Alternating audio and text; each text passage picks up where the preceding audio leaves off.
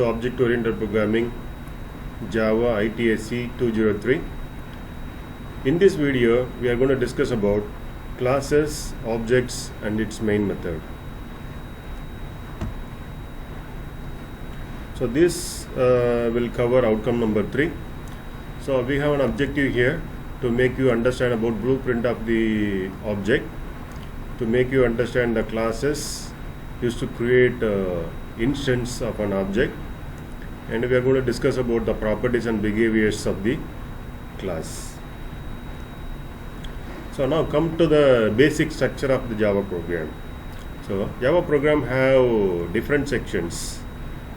We can have documentation section where we are going to use our comments by using /. Package statement where our classes are going to be grouped together. So we are going to use package, then your package name. So package name is like a folder name where all your classes will be saved. Import statement.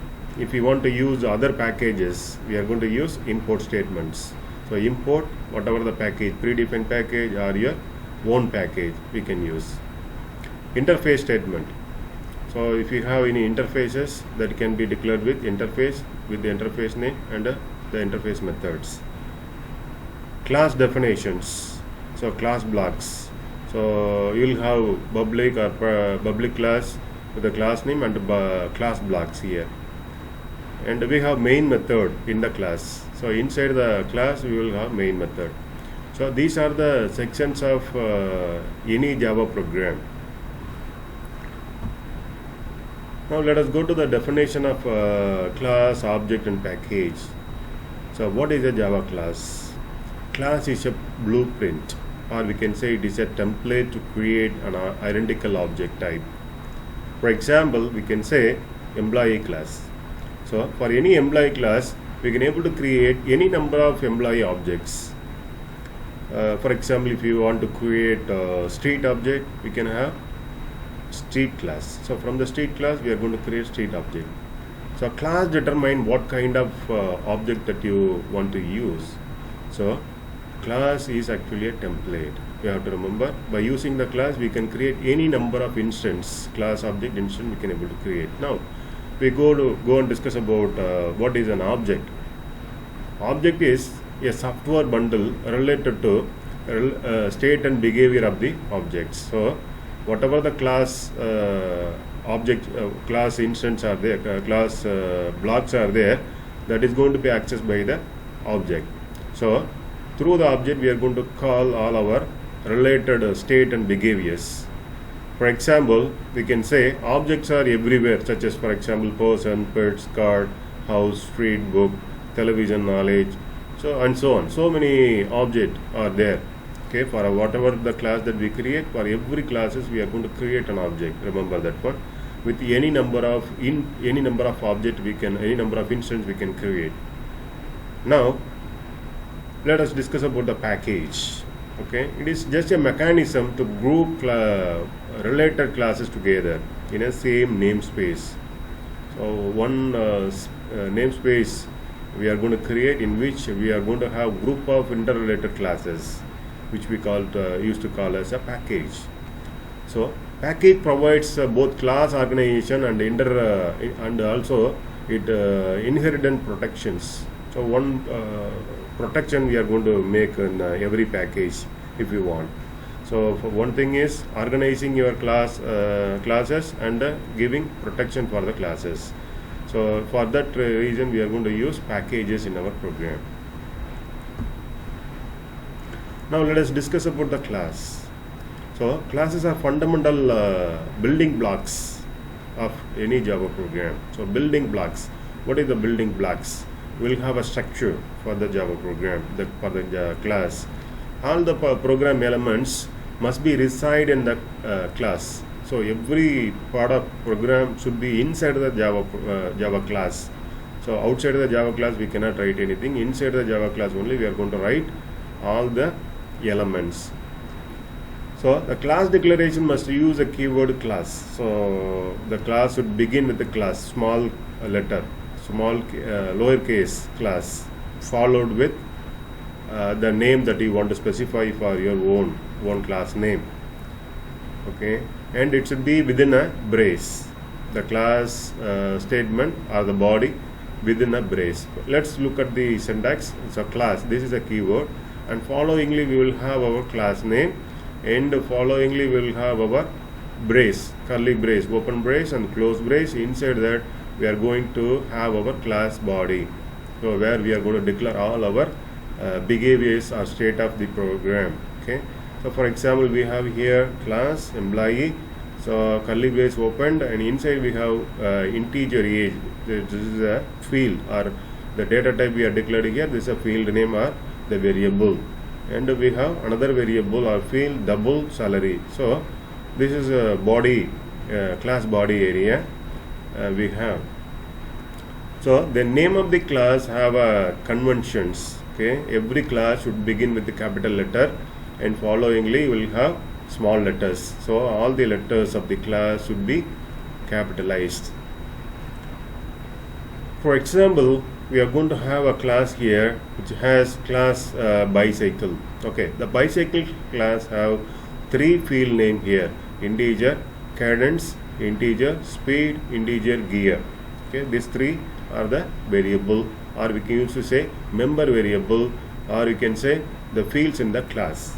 We can say fields in the class, or we can say this is a member variable. And the class can have user defined methods. For example, these are the methods that we have defined here. For example, change cadence, change gear, speed up, apply brake, print state, what is the state of the running. Okay, all this we have returned our own method. Apart from this, we can also have getter setter method, constructors, a debugger. This will be discussed in the other outcome. Okay, for example, these are the method, the user defined method we have. We can also say this as a member methods, or normally we can say as a method. Okay, apart from this, remember we will have constructors, debuggers, we will have getter setter, we used to say as a mutator assessor. Okay, so those will be coming in the other output. We will discuss in the another output. At present we have only member variable or the fields, and we have our user defined methods. Now let us discuss about the naming conventions. Okay, naming convention can be classified in two ways. That is Pascal naming convention. The other side is Camel naming convention. What is the Pascal naming convention mean? It can be used for naming any class, and Camel naming convention can be used for any methods or member method in the class. Let us see the Pascal naming convention. So the Pascal naming should be capitalized initial of every or each words in the class.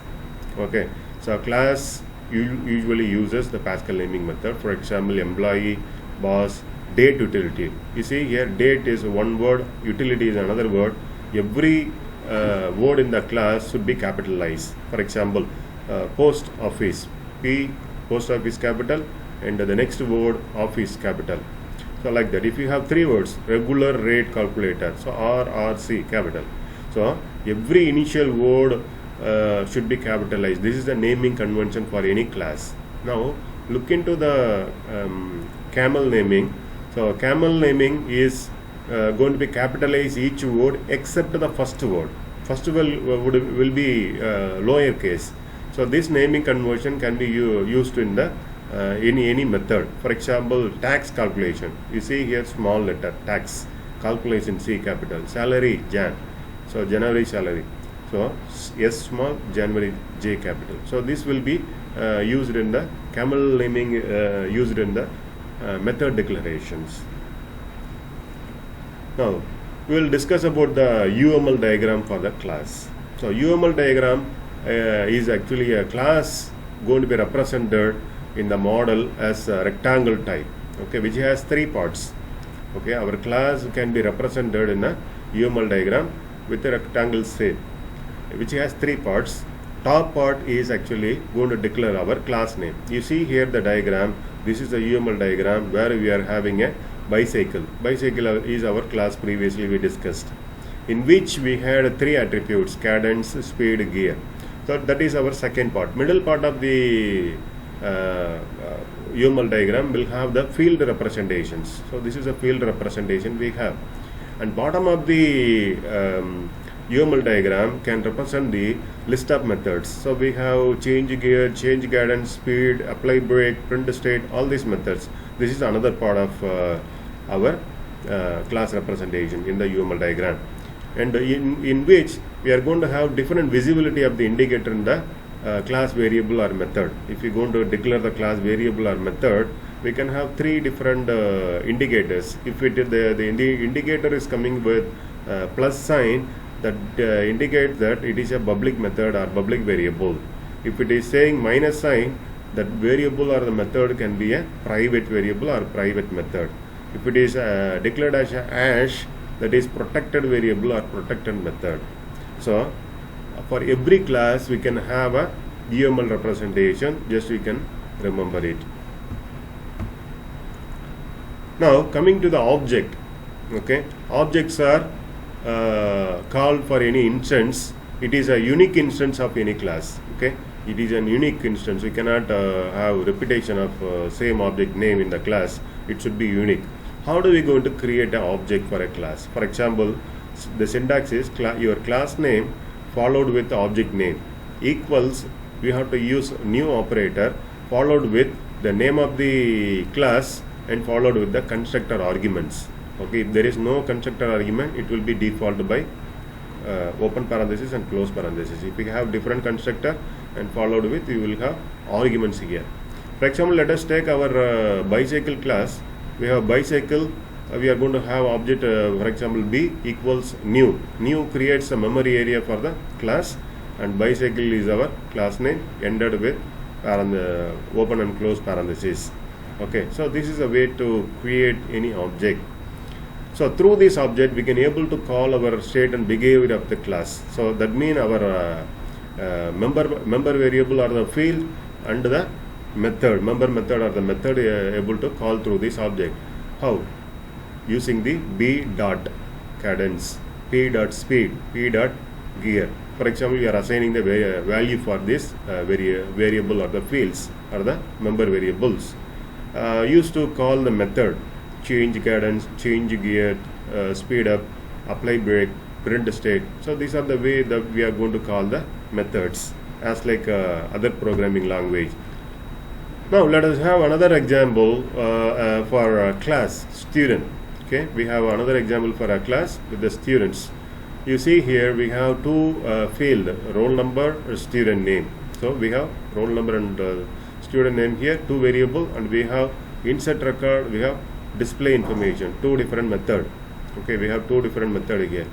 See, this is actually having a class, and we have another class called test students, which has public static void main with the string argument. So this is mandatory of writing main method in a Java program. So where the class having a main method is to say main class. Test student is actually a main class because public static void main is written inside. Okay, so every program at least need one main method to run the program. So if there is no main method, you cannot run and see the program. Okay, the output will not be produced. So test student is actually a main method, whereas student class is another class. Okay, so it's another class.